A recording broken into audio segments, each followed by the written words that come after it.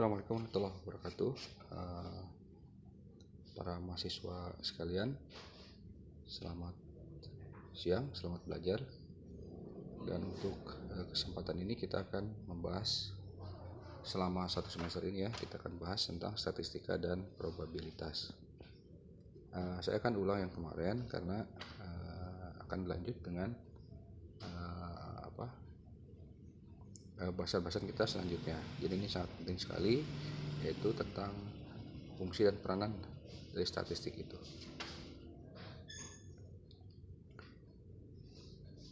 Seperti ini definisi dari statistik adalah ilmu melakukan, menata, menyajikan, menganalisis dan menginterpretasikan data menjadi informasi yang membantu menyelesaikan.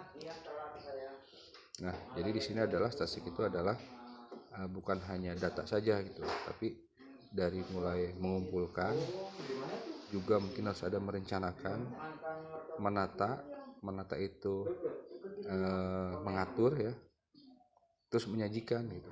Nah, setelah ditata, diproses, disajikan. Setelah disajikan berarti kan harus dianalisis ya. Jadi isi data ini buat apa saja gitu. Nah, setelah itu baru kita interpretasikan data. Inilah statistik itu gitu. Jadi dari mengumpulkan perencanaan sampai menginterpretasikan. Kenapa harus diinterpretasikan?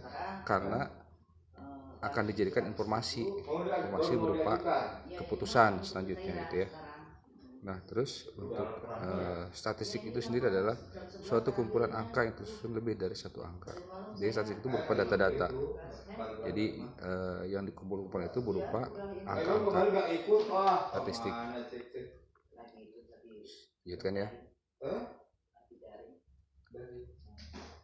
Ini jenis statistika. Statistika dibagi menjadi dua, yaitu statistika deskriptif dan statistika induktif. Nah, untuk statistika yang deskriptif, materi-materinya adalah penyajian data, ukuran pemusatan, ukuran penyebaran, angka indeks, deret berkala, dan peramalan. Nah, ini adalah sajikan data aja gitu. Sajikan data, terus berupa apa datanya, berupa angka-angka, terus berupa deret-deret gitu kan. Kalau data kan kadang deretnya itu ada yang teratur, ada yang tidak teratur. Nah, untuk yang kedua, yang induktif adalah probabilitas. Probabilitas adalah kemungkinan atau praduga gitu ya. Terus metode sampling, jadi data ini kan diambil bisa dua cara, yaitu seluruh data yang kita ambil atau hanya sampling saja. Nah, ini metode sampling ini dijamin keakuratannya gitu. Tapi harus dengan teori-teori atau metode-metode yang disarankan. Terus yang selanjutnya adalah teori perdugaan. Terus kemudian hipotesa, regresi dan korelasi statistik non parametrik.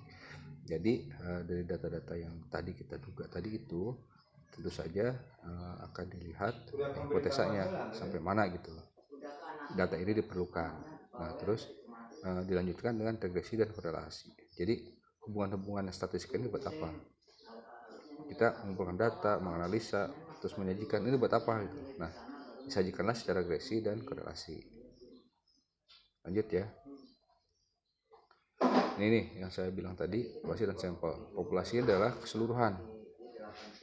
Jadi kalau kita pengen melihat di satu kelurahan misalkan itu berapa orang yang lulusan SMA, lulusan SD, SMP, SMA. Nah, kita bisa menentukan secara populasi atau sampel. Kalau populasi, kelurahan itu semuanya, semua kepala keluarga didata, tidak ada yang lewat gitu. Nah, kalau untuk sampel adalah sebagian saja dari populasi tadi.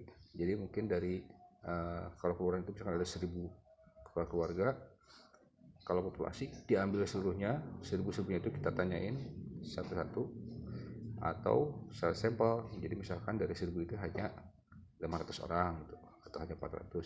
Itu tergantung dari metode pengambilan sampel yang akan kita tempuh ya. Jadi ini apakah ini valid gitu. Nah, nanti akan diuji gitu secara korelasi dan ilmu statistik yang lain. Nah, ini jenis data. Data terbagi dua, yaitu data kualitatif dan data kuantitatif. Nah, kalau data kualitatif, contohnya adalah jenis kelamin, warna kesayangan, asal suku, itu kan data yang tidak bisa digambarkan dengan angka gitu ya. Nah, beda dengan data kuantitatif, terbagi menjadi dua lagi gitu, data diskret dan data kontinu. Data diskret ini adalah tetap. Jadi kalau jumlah mobil ya segitu gitu, jumlah staf di perusahaan ini ya segitu aja gitu. Dari mungkin jumlah staf ini akan berubah untuk beberapa tahun ke depan. Nah, kalau data kontinu ini seperti berat badan ini kan berubah-ubah gitu. Mungkin 1 bulan ini berubah. Terus jarak kota juga mungkin kita lihat jalur mana, misalkan ya, kan kita pengen ke kota Surabaya, kan banyak jalur itu, jadi masuk jarak kan berubah-ubah. Baik, selanjutnya ya. Nah, sumber data statistik. Data statistik ini kalau berdasarkan sumbernya dibagi menjadi dua, itu data primer dan data sekunder. Data primer ini bisa diambil, diperoleh secara wawancara langsung, wawancara tidak langsung, pengisian kuesioner. Nah, maksudnya ini adalah data yang diambil secara langsung. Jadi kita langsung dengan objeknya, dengan subjeknya untuk diambil datanya. Jadi tadi kalau misalkan kita data lulusan sekolah gitu ya, jenjang sekolah, itu wawancara langsung. Jadi sekurang itu kita tanyain sama dia. Atau secara kuesioner juga bisa. Kita sebar kuesioner dengan pertanyaan-pertanyaan tertentu, nanti kita kumpulkan lagi. Yang kedua adalah data sekunder. Data sekunder ini data yang tidak langsung gitu, tapi dia diyakini kebenarannya gitu. Nah, data ini bersumber dari BPS, Bank Indonesia, atau World Bank, IMF, FAO, dan lain-lain ya. Ini hanya kita referensi saja, tapi ini sebagai sumber yang valid. Yang saja adalah skala pengukuran. Data yang harus diukur. Yang pertama adalah skala nominal, skala ordinal, skala interval, skala rasio. Skala nominal ini sebagai label aja gitu. Jadi kalau kita tadi kan kita SD, SMP, SMA gitu ya, punya pendidikan. Terus prianya 1, wanita 2, dan kalau misalkan ada waria 3. Nah, dari sini kita kelihatan, tanya lagi gitu, yang pria ini berapa lulusan SD-nya, kita kasih kode 1 lagi misalkan ya. Terus SMP 2, SMA 3 gitu. Tuh. Nah, terus skala ordinal. Skala ini mengandung pengertian tingkatan. Jadi kalau kita tanya tadi jenjang pendidikannya ini, terus nanti rankingnya gitu. Nah, nanti tanyalah ranking SMP berapa, urutannya ranking kedua berapa orang gitu ya. Nanti kita tanya lagi ke datanya, tambah lagi. Nah, terus kalau skala interval adalah jarak atau interval. Jadi berdasarkan rank itu jarak ya, jarak antara berapa. Contoh saham, biasanya saham atau harga emas misalnya, itu kan ranknya antara misalkan 1 juta sampai 1.100.000 gitu, untuk harga emas per gram gitu ya. Nah, terus yang kedua adalah skala rasio. Skala rasio ini mempunyai sifat nominal, ordinal, interval, serta mempunyai nilai absolut dan objek yang diukur. Nah, contohnya biasanya digunakan untuk bunga bank, contohnya ya.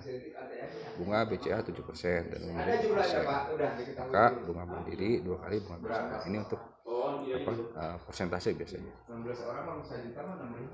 Nah, demikian yang saya sampaikan hari ini. Minggu ini ya. Mudah-mudahan kita bertemu lagi di lain kesempatan. Assalamualaikum warahmatullahi wabarakatuh.